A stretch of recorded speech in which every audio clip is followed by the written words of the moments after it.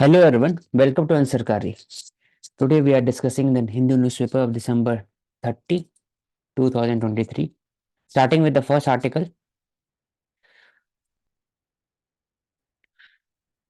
Center Assam signed peace pact with Alpha faction. Alpha is talking about the uh, separate state of Assam from government of India, and it is a separatist organization. तो इतने साल से 1980s 1979 से जो भी separatist movement start हुआ, and right now the it has been concluded कि Alpha cadre have agreed to surrender arms and ammunition, vacate their camps, and have decided to join the mainstream and engage in peaceful democratic process established by law and maintain the integrity of the country. This showcases the importance of the treaty. तो alpha दोनों ने sign किया, centre के साथ भी Assam government के साथ ही। तो दिव्या, यहाँ पर जो एक गमछा है इसका नाम क्या है? नाम मेरे को याद नहीं आ रहा, आप बता दो। मैं पूछ रहा हूँ, मैं भी भूल गया। एक second. Gamosa, Assam gamosa. It showcases the various socio economic religious ceremonies. तो गिफ्ट ऐसे दिया जाता है ये गमोशा, जीआई टैग मिला हुआ। We discuss the ideology of JDU. ये बिहार में इनका आइडियोलॉजी क्या है? Socialist, secular. They talk about the pro people, pro worker, pro present etcetera.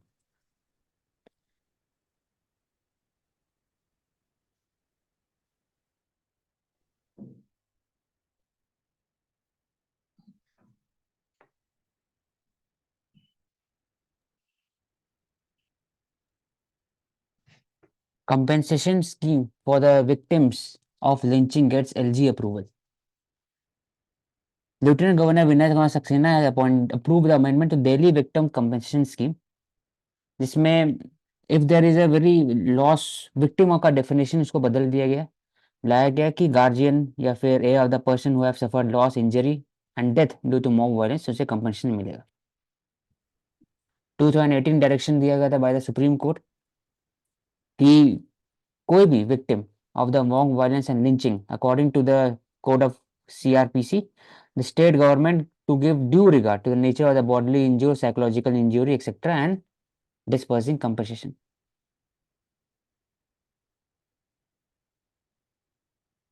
तो कंपनसेशन स्कीम प्रवेश इसमें जो दिया जाता है, तो इसी के लिए प्रॉपर आइडेंटिफिकेशन होता होगा, फिर लोकल बॉडीज रेफर करते होंगे, फिर कंपनसेशन मिलता होगा लॉन्ग टर्म में।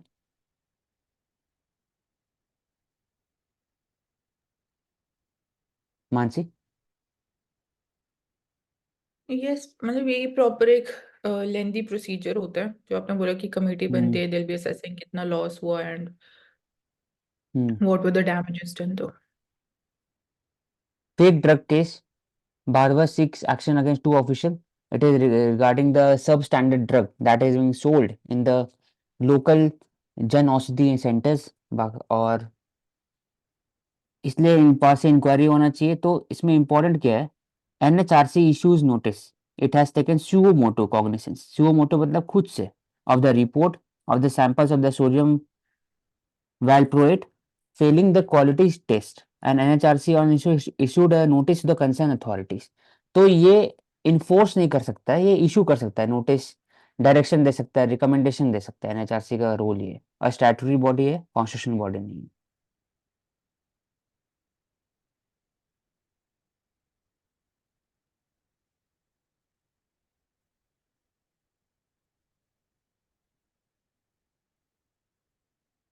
Delhi national park, zoological park किसके अंडर में आता है Mansi? Regulating body.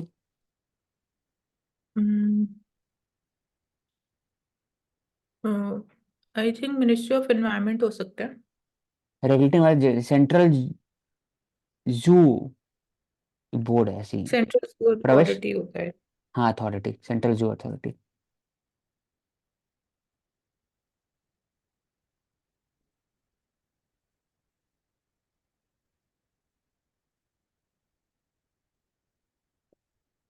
Odisha Zoo to get African lion, cheetah from Dubai Park. African lion और इन एक तो Asiatic lion is only in India. ये स्टेटमेंट ट्रू है कि फॉल्स है मानसी? एशियाटिक लाइन फॉल्स होगा। They are found, the Asiatic lion is found in wild, ठीक है, ये जू हो गया, जू नहीं बोलेंगे, wild park. They are found only in India, अगर ऐसा बोला जाए तो वाइल्ड में एशियाटिक लायन सिर्फ इंडिया में है, और कहीं पे भी नहीं। It might be true. Hmm, बाकी जू में तो कहीं भी हो सकता है। तो अफ्रीकन लायन और एशियाटिक लायन में क्या डिफरेंस होगा? एक तो स्ट्रिप्स में आई थिंक डिफरेंस हो सकता है। स्ट्रिप्स? नहीं, वो तो टाइगर में होगा ना, लायन टाइगर? की बात कर रहे हैं। आप ही बता दो अशोक, जैसे एग्जैक्ट उसमें तो एलिफेंट का वैसे ही होगा मोस्टली। एलिफेंट जैसे क्या है, बड़ा है वो, तो अफ्रीकन लायन थोड़ा बड़ा है। फिर एलिफेंट का कान बड़ा था, और फिर थोड़ा सा शेड ऑफ कलर थोड़ा डिफरेंट है, तो वैसे ही जो मेन है उसका डिफरेंट रहेगा, थोड़ा ब्लैकिश रहेगा। अपने इंडियन लायन का डिफरेंट रहेंगे। तो ये सब शॉर्ट कुछ डिफरेंसेस। शिवसेना, यूबीटी, तो शिवसेना आइडियोलॉजी मानसी? शिवसेना आइडियोलॉजी हुई कि कंजर्वेटिव आइडियाज जो जैसे कि हिंदुत्व प्रमोट करना है, हिंदुइज्म और रिजर्वेशन। आई थिंक रिजर्वेशन की बात करते हैं। पहला आइडियोलॉजी हिंदुत्व नहीं रहेगा, वो अलग है, वो बीजेपी का है। शिवसेना का पहला आइडियोलॉजी रहेगा मराठा मानुस, महाराष्ट्र के लिए करना है हम्म, काम, थोड़ा सा इमिग्रेशन के खिलाफ, मराठी लैंग्वेज के प्रो मराठी लैंग्वेज हो गए। फिर आएगा हिंदुज्म और बाकी सब आएगा, तो पहला वही रहेगा, रीजनल पार्टी है और इस पे फोकस करें। एनसीपी?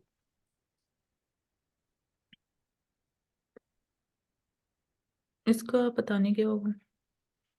और एनसीपी नेशनल पार्टी है कि स्टेट पार्टी है Mansi? NCP I think national party है। ठीक है। तो एनसीपी का पहली बात, इनको जो आइडियोलॉजी रहेगा वो वही रहेगा जो कांग्रेस का है एक तरह से।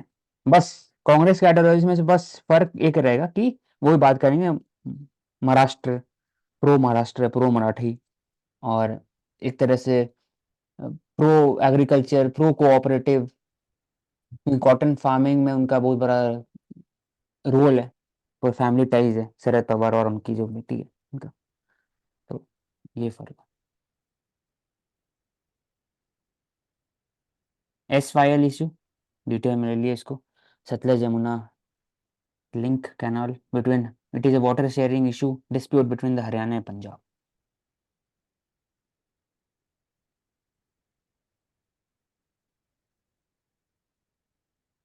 Real estate boom in Ayodhya ignites concern over encroachment of the waqf properties. तो waqf property, there are 1,62,000 waqf property. Sunni central waqf board है और शिया अपना है। वक्फ बोर्ड होता है कि जो भी उनको डोनेशन मिलता है for the Islamic purposes, for the Allah, तो उसको कन्वर्ट किया जाता है प्रॉपर्टी में, and it is regulated by the state waqf board. और सेंटर में लिखा हुआ है सुन्नी सेंट्रल वक्फ बोर्ड, सुन्नी के लिए, और सिया के लिए Shia central waqf board. Statutory body है ये। 1995 के अराउंड में वक्फ प्रॉपर्टी एक्ट हुआ था, पहले से था लेकिन उसको स्टैट्यूटरी प्रोविजन उस समय मिला था। तो there is a issue of encroachment, क्योंकि इसमें एक इशू, दो तीन एरिया रहता है कि एग्जैक्टली लैंड रिकॉर्ड का इशू होता है, इसमें करप्शन का इशू है। तो हो सकता है कि, और ये किसी को वक्त बोल सकते हैं तो ये डिक्लेयर हो जाता है। इसमें जो सुप्रीम कोर्ट लैंड डिस्प्यूट का है वो वैसा नहीं है जैसे बाकी लोग के लिए, तो थोड़ा डिफरेंट है। तो इंक्रोचमेंट हो सकता है ये इशू।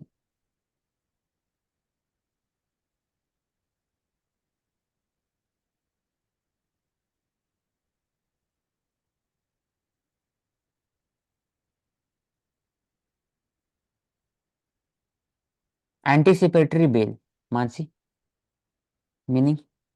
एंटिसिपेटरी बेल मींस कि बिफोर अरेस्ट आपको बेल मिल जाती है ऑन द एंटिसिपेशन कि मतलब आप क्राइम शायद ना किया हो या आप फर्दर हार्म नहीं करो, तो ऑन द एंटिसिपेशन आपको पहले बिफोर गेटिंग अरेस्टेड बेल मिल जाती है। ठीक है। IUML, इंडियन यूनियन मुस्लिम लीग, आइडियोलॉजी।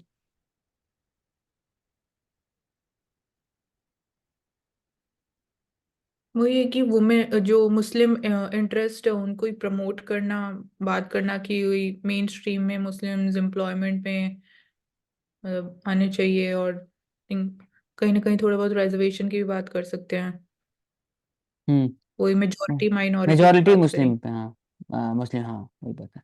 ठीक है, अब दूसरा CPI, Marxist, ideology. Okay, CPI Marxist की आइडियोलॉजी यही कि दे वांट टू प्रमोट कि जो वर्कर क्लास है, जो वर्किंग क्लास है, फार्मर्स हैं या पेजेंट्स हैं, मतलब कि प्रोलिटेरिएट क्लास को वो चाहते हैं कि उनके पास ओनरशिप होनी चाहिए मींस ऑफ प्रोडक्शन की, रादर देन कैपिटलिस्ट के पास कंसंट्रेशन ऑफ पावर हो। ठीक है, ट्रू। PRS तो बात हो गया कि इट इज रिटन तेलंगाना, तो उनका भी आइडियोलॉजी बताइए दो। भारत राष्ट्र समिति। अम, तेलंगाना एक, ये आई थिंक ये रीजनल पार्टी है, स्टेट पार्टी है, मतलब कि नेशनल पॉलिटिकल पार्टी नहीं है। एंड इनकी ideology would Telangana be demand वही के कि हिसाब से रहेगा। तेलंगाना हम्म डिमांड का आइडियोलॉजी, तेलंगाना तेलंगाना पीपल हो गए pro pro development of Telangana rather than की आंध्र प्रदेश, क्योंकि वो एक बात हो जाता है। फिर वही बाकी सब चीज कि सेकुलरिज्म, फिर प्रो पीपल, गरीब, सब ऑल्टर्न एक्सेट्रा पर रहेगा। 11th century Jain sculptures discovered in Mysore district.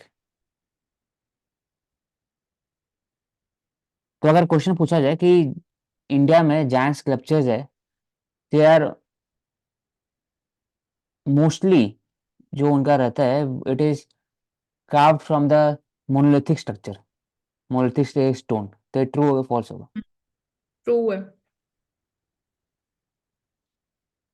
इसे देखना पड़ेगा क्योंकि इसमें ना बहुत सारा जो जरूरी नहीं कि जो मतलब स्कल्पचर्स, मोस्टली हाँ। बोला आपने वर्ड, मस्त, मोस्टली बोल सकते हैं ना, ये नहीं बोल हाँ सकते कि mostly. All of them are hmm carved. और तो दूसरा कि मोस्टली में तो ट्रू। अधिकतर सब जैन गुजराती इसम क्यों कम मिलते हैं, मतलब एक तरह से गुजरात वाले रीजन, माउंट आबू हो गए, वहां पर कंसंट्रेटेड है। हाँ, दिलवाड़ा जैन मंदिर है जो कि हाँ। फेमस, तो उस वजह से जो उस एरिया में ज्यादा फैला हुआ मिलता है, जब हम देखते हैं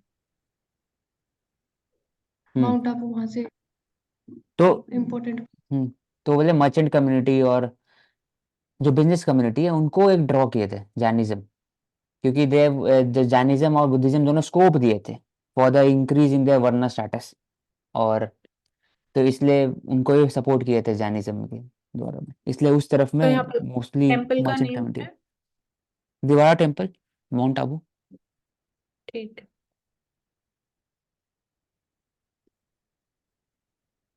और कोई इसमें हिस्टोरिकल रीजन नहीं औशिक, only it is because of the temple. नहीं, वो शुरू से है, ऐसे फॉर एग्जांपल यहाँ पर भी पारसनाथ टेम्पल है झारखंड में, फिर और भी टेम्पल है, जैसे शिखारा, गुरु शिखारा हिल है गुजरात में। मैं बता रहा हूँ कि जो हम्म मर्चेंट कम्युनिटी थे वो सपोर्ट किए थे मोस्टली जैनिज्म बुद्धिज्म को, क्योंकि जो स्ट्रिक्ट ब्राह्मणिज्म का रिचुअलिस्टिक पर्पस था, सैक्रिफाइस करना है, रिचुअल फॉलो करना है, पैसा लगता है बहुत ज्यादा, डोनेशन करना था, सैक्रिफाइसेस हो गया, तो उसके वो नहीं चाहते थे, इसलिए उन्होंने सपोर्ट किया पूरा जैनिज्म बुद्धिज्म को उस समय 6th century BC और 4th century BC के बीच में। तो वहीं से इंक्रीज होना स्टार्ट हो गया हर जगह, आज तक भी इंक्रीज है। और उसमें कास्ट सिस्टम को हटा देते थे वो, हाँ, तो कास्ट उस सिस्टम वजह का से बात नहीं करते हैं तीसरे वो। नंबर पर आते थे जो वैश्य बोलते हम्म थे, जिन्हें जो व्यापार करते थे, तो उनको जो ब्राह्मण होंगे उनके इक्वल दर्जा मिलता था इनमें, तो इसलिए वो उस धर्म की तरफ ज्यादा आकर्षित हुए थे, जैन धर्म और बौद्ध धर्म की तरफ। और हाँ। उस टाइम पे वो उन्होंने इसलिए कुछ तरह के नियम रखे थे कि स्त्रियों को पाबंदित रखा था, ताकि जो और धर्म है जैसे जो ब्राह्मण है उनसे रिलेटेड वो चीजें ना हो, ताकि इनके साथ उनमें टकराव देखने के लिए ना मिले। तो इस तरह के कुछ तरीके फॉलो किए गए थे, तो जिस वजह से ज्यादा अट्रैक्ट हुए थे जो पर्टिकुलर कास्ट के लोग थे इन धर्मों की तरफ। हम्म प्रवेश।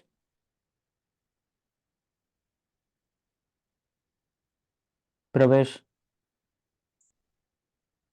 I think is not here. Mansi, इसमें ट्रम्पिज्म का आइडियोलॉजी। ट्रम्पिज्म का आइडियोलॉजी हुई कि कंजर्वेटिव आइडियाज को प्रमोट करना, प्रोटेक्शनिस्ट आइडियोलॉजी जो हम बात करते हैं कि यू नो जंप अगेन, जैसे पहले वेस्टर्न वर्ल्ड से वेव चली थी ग्लोबलाइजेशन की, तो अब फिर से प्रोटेक्शनिस्ट आइडियोलॉजीज को प्रमोट करना, मतलब टैरिफ्स इम्पोज करना इंपोर्ट्स के ऊपर, और एम्प्लॉयमेंट के पर्सपेक्टिव से भी कि अमेरिकन को जॉब मिलने चाहिए, and making America great again, ये एक स्लोगन यूज किया जाता था ड्यूरिंग ट्रम्प्स टाइम पीरियड। तो ये, और मतलब एंटी इमिग्रेशन भी स्ट्रिक्ट पॉलिसीज वर इम्पोज्ड। दूसरा कि जो यूएस का जो पॉलिसी है, ग्लोबलिस्ट कंट्री अपना पोर्ट्रे करता है कि वर्ल्ड वाइड में उनका डेमोक्रेसी फैलाना है। उनका आइडियोलॉजी है कि वर्ल्ड वाइड में स्टेबिलिटी है, पुलिस फॉर द वर्ल्ड बोला जाता है यूएस को। तो वहां से धीरे धीरे कम हो, यूएस फोकस करे सिर्फ वेस्टर्न हेमिस्फीयर पर। इनका आइडियोलॉजी ये था। दूसरा चीज की जो Anglo Saxon white Christian male, उनका जो कल्चर है, they have establish the great USA, तो वो उसको सपोर्ट करते थे। तो इसलिए मेक अमेरिका ग्रेट अगेन, तो मेक मागा जिसको है, ये स्पीच है, ये रैली है बाय द रिपब्लिकन्स और नेटिविस्ट। तो यार नेटिविस्ट पॉपुलिज्म मतलब क्या होता है according to you? Nativist populism, ऐसे राइट का हमने नेटिविस्ट पढ़े थे, left wing populism, right wing populism, nativist populism मतलब क्या? नेटिविस्ट पॉपुलिज्म पॉपुलिज्म, मतलब हाँ। कि जो अमेरिका की, हाँ, नेटिव पॉपुलेशन है, उनके कॉन्टेक्स्ट में स्कीम्स जो है वो ज्यादा उनके फेवर में रहेगी, जो बेनिफिट्स है वो ज्यादा उनके फेवर में रहेंगे। तो नेटिविस्ट मतलब कि अगर नेटिविस्ट पॉपुलेशन बात किया जाए तो झारखंड में कौन सी पार्टी होगी, पॉलिटिकल पार्टी,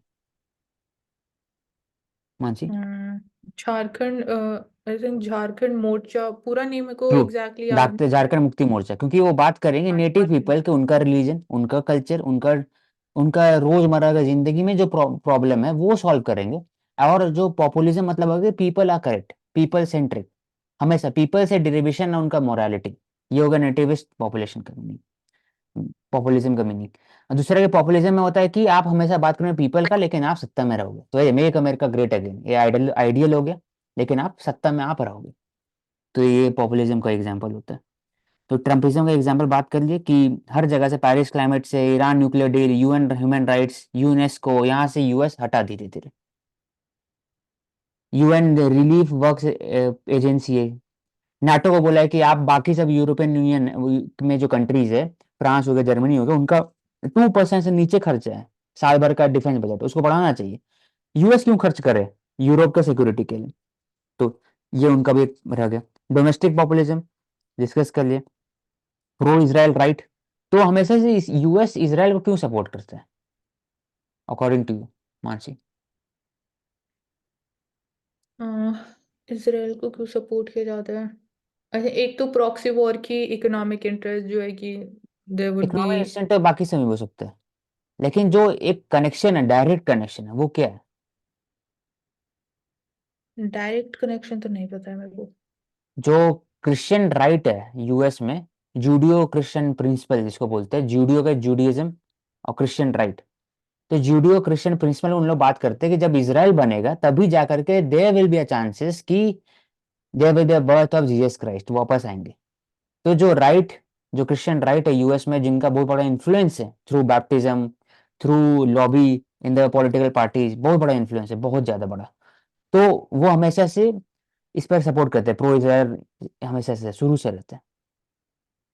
तो ये क्या, वो पहला हो गया रीजन। उसके बाद बाकी सब रीजन आपने जो बताया कि इकोनॉमिक हो गया, उसके बाद फिर प्रॉक्सी वॉर हो गया, वो सेकेंडरी में आता है। लेकिन यहाँ पे जैसे आपने बोला इसराइल कंट्री बनेगा, तो वो तो कंट्री ऑलरेडी है। कंट्री है, लेकिन पूरा एग्जैक्टली कहाँ चल चल, एग्जैक्टली तो अब सबको तो इशू। नहीं कर डिक्लेयर कर दिया ना कि ये कंट्री है। मुस्लिम वर्ल्ड में तो सबके अंदर में वो है ना कि पासपोर्ट में लिखा रहता है कि this is not for Israel, passport में this is for other country except Israel, ऐसा लिखा रहता है एग्जैक्टली। तो जब तक ये पूरा नहीं होगा, फिर स्टैब्लिशमेंट नहीं होगा, तब तक ये चलते रहेगा। तो ऐसा मानते हैं जो उनका जो फिर कतर का बात करते हैं, इंडिया कतर रिलेशनशिप, तो उसमें जो रूलिंग आए थे शेख तामिन बिन हमद अल थनी, तो if that phase the main could appeal for clemency and ask for the pardon ruler से। और अभी हाल फिलहाल में जो स्टे कर दिया गया 8 एक्स नेवी में, लेकिन जो चार्जेस उनके ऊपर है वो अभी भी लगा हुआ कि they have been accused of spying for Israel. Doha agreement हम लोग कौन कौन चीज के लिए देखते हैं मानसी, अकॉर्डिंग टू यू, अभी तक मैं जो भी दोहा पढ़ा हूँ? अग्रीमेंट दोहा अग्रीमेंट एक it is between USA and Afghanistan to withdraw the US security forces, and secondly is in the context of WTO. WTO, true. IPR का बात होता है इसमें, शायद ट्रिप्स का बात होता है दोहा में, evergreening drugs, jenny drugs, trips mission. हाँ जी, हाँ, ये कंफर्म करना पड़ेगा औशिक एग्जैक्टली। क्योंकि वो आई थिंक दोहा में ये वाला ट्रिप्स के ऊपर, आईपीआर के ऊपर में, और एग्रीकल्चर एग्रीमेंट और एग्रीकल्चर इसके ऊपर में, और जो बाली वाला है वो पीस क्लॉज के ऊपर में। तो दो इंपॉर्टेंट है जो डब्ल्यूटीओ में एग्रीमेंट है। Rift over leaf, criteria for awarding disaster leaf must laid down clearly. Tamil Nadu ने पूछा था सेंटर से कि आप जो डिजास्टर हुआ है तमिलनाडु में, it can be notified as a national disaster.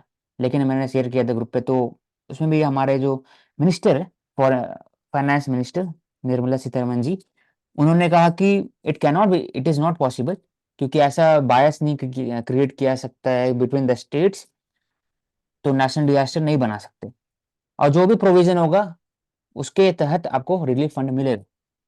They have short interim relief fund of 7,000 crore, 12,000 crore बाद के लिए, as the damage caused by the cyclone Michong in Chennai area.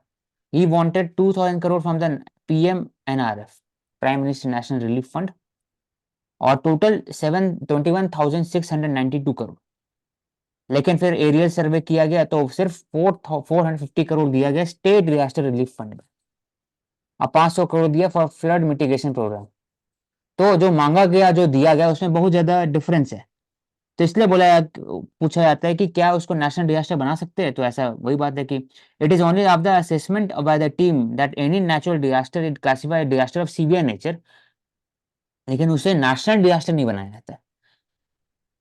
तो there is no question calling the flood in the as a national disaster. तो severe disaster बोला गया था 2013 का जो उत्तराखंड में फ्लड हुआ था, और 2018 में केरला में फ्लड हुआ था। ठीक है, तो पूछा जाता है क्या कर सकते हैं हम लोग। Debate on the suggestion by the parliament committee states that state hit by the severe disaster be permitted to use more than 25% of the flexi fund component of the central sponsored scheme. Post disaster relief के लिए आप काम कर सकते हो, तो ये एक एग्जांपल इसको ले सकते हैं। और दूसरा कि जो भी साइक्लोन वर्नेबल स्टेट्स है, तमिलनाडु, आंध्र प्रदेश, वेस्ट बंगाल, उड़ीसा एक्सेट्रा, आप न्यू डिजास्टर प्लान बनाइए, मैनेजमेंट करिए, तब जा करके हो सकते हैं।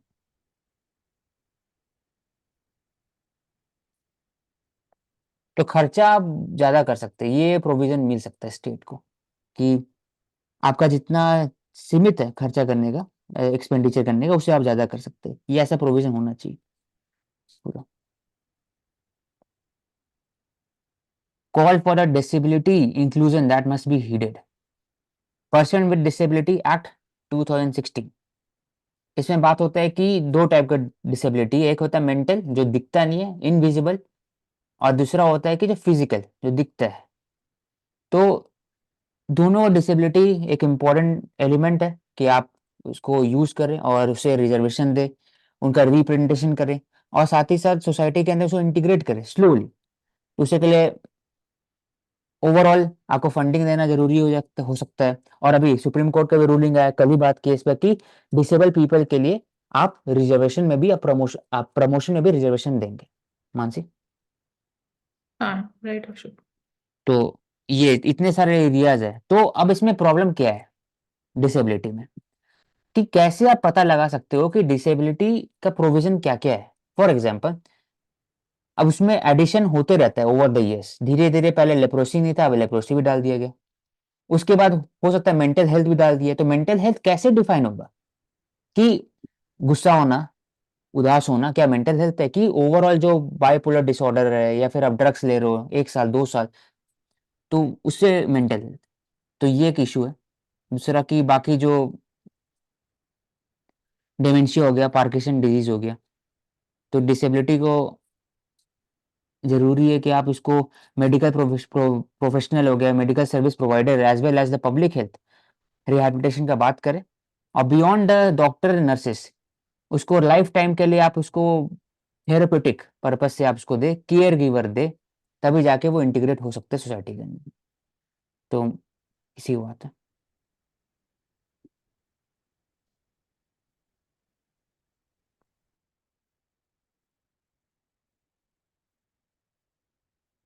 तो यूएस का जो एसडीजी गोल का एजेंडा है, वहां लिखा हुआ है कि 2030 agenda for sustainable development leaves no one behind.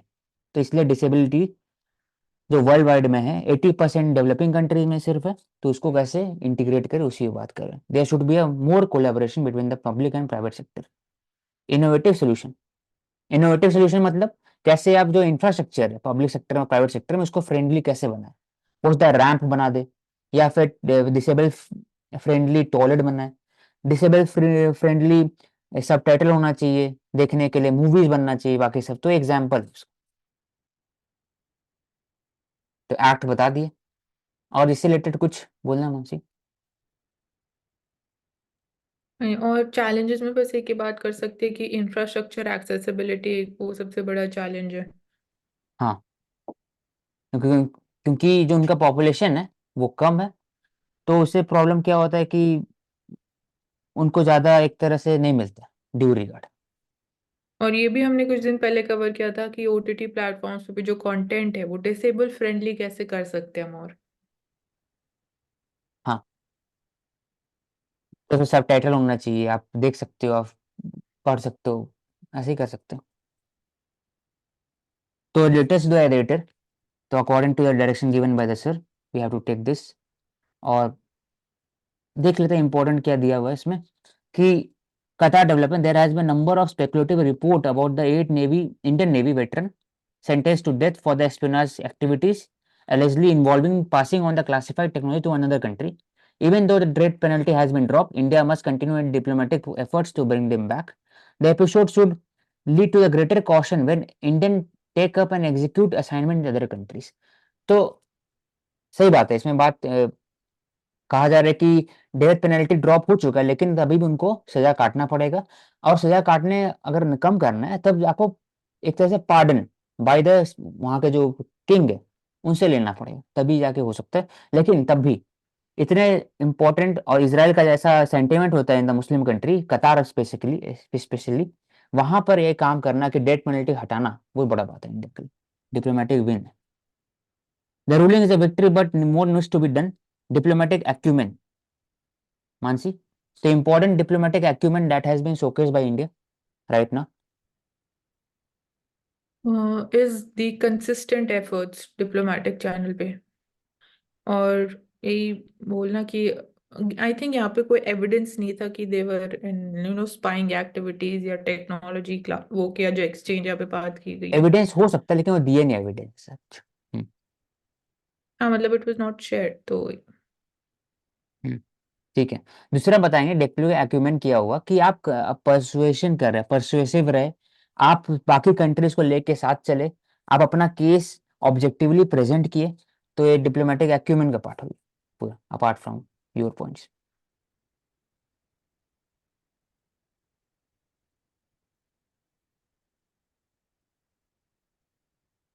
A chartered plane from UAE to Nicaragua.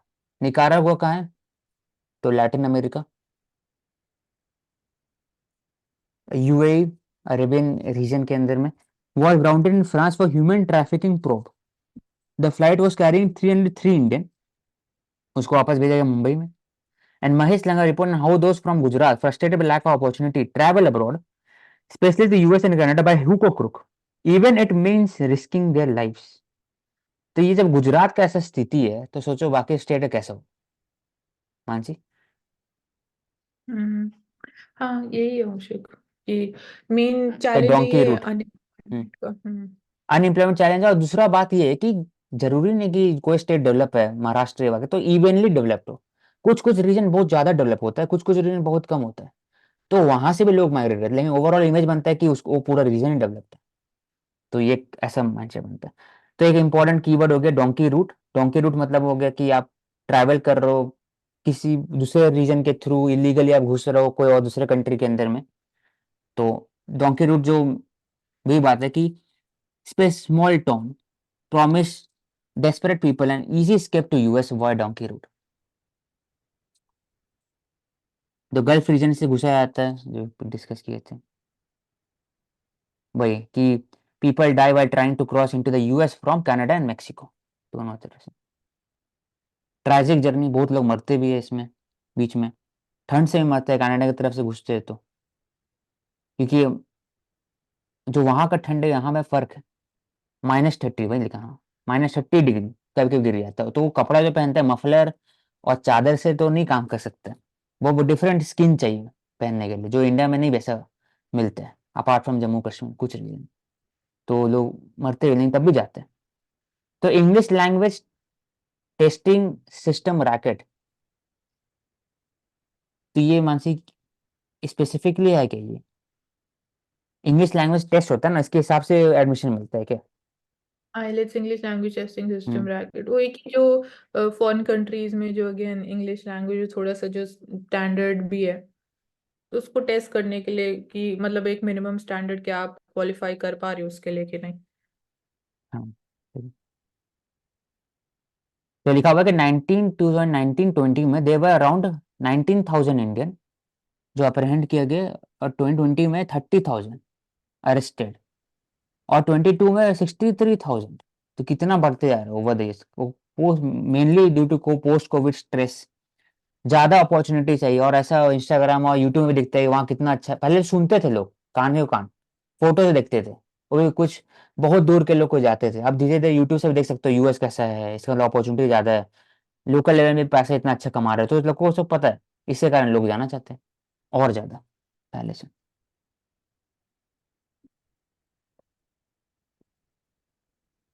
In SC Kerala 6 norms for governors on reserving bill. तो नॉर्म्स मतलब क्या हुआ कि वो एक कुछ स्टेट स्टैंडर्ड दे दीजिए, कुछ एक एक रूल बता दीजिए बाय द एससी, लेकिन ऐसा मुश्किल है। आर्टिकल 200 अब तो इंडियन कॉन्स्टिट्यूशन बताता है कि there should be a timeline for the disposal of the bill presented to the governor. It prescribe that governor may exercise the option of sending bill to the president withholding the assent, मतलब रख लो, sign मत करो, return कर दो assembly को, या फिर अपने पास रख लो, या फिर बिल को रिजर्व करो फॉर द प्रेसिडेंट एसेंट। लेकिन देखा जाता है कि तमिलनाडु में 10 बिल को रखा गया अपने पास। फिर आरिफ मोहम्मद खान जी जो गवर्नर हैं केरला के, they have all he have already sat on 8 bills that were pass bye the state legislature. तो 3 साल तक रखा गया अपने पास, तो एक लिमिट होना चाहिए। तो ये केरला बोल रहे हैं कि एक लिमिट होना चाहिए, टाइम लिमिट होना चाहिए, जो अभी तक डायरेक्शन नहीं दिया गया सुप्रीम कोर्ट। सुप्रीम कोर्ट बोले कि there should be a clear cut direction on the कि आप जल्दी से बिल वापस करिए और या तो आप साइन करके दीजिए, लेकिन टाइमलाइन नहीं दिया अभी तक। टाइमलाइन होना चाहिए। मान जी बोलना। हाँ नहीं, यही औशक इसमें तो। ठीक है। अब है कि अल्फा, तो अल्फा का बात की, they have signed piece agreement with the Assam government and centre. तो उसके बाद जब साइन होता है, तो हम लोग कल डिस्कस किए थे क्वेश्चन में कि लड़ाई के समय में पीस होना और लड़ाई नहीं होना तब पीस होना, वो भी इंपॉर्टेंट है, जस्टिस भी होना भी एक तरह से दिखाता है कि पीस हो रहा है। मानसी ऐसी कुछ था स्टेटमेंट, याद नहीं आ रहा। हम्म। जस्टिस ऑल्सो हाँ मतलब piece can be done only via justice, ऐसी स्टेटमेंट था। तो जो 10,000 people that have lost their life in Assam agitation, और आज भी जो सेपरेटिज्म चलते रहता है, तो उसको कैसे वापस दे, तो इन्वेस्टमेंट करना जरूरी है। पीस अकॉर्ड में आपका जस्टिस दिए, डेस्टिट्यूशन वापस दिए, रिहैबिलिटेशन करिए, रेस्टिट्यूशन सॉरी रेस्टिट्यूशन करिए, उसको रिहैबिलिटेशन करिए, रीसेटलमेंट करिए, 1.5 लाख करोड़ इन्वेस्टमेंट हर एक फील्ड में करिए जाकर। तब जाके क्या होगा, जो इंडिजिनियस पॉपुलेशन होंगे उनको मिलेगा कि ड्यू रिगार्ड मिलेगा, और फिर वापस जाके इंटीग्रेट होंगे सोसाइटी के अंदर में through various channels, democratic process. Grass root level में आप वो इलेक्शन लड़ेंगे, वो फिर वो पावर में जाएंगे, फिर वो इम्प्लीमेंट कर सकते हैं गवर्नमेंट स्कीम।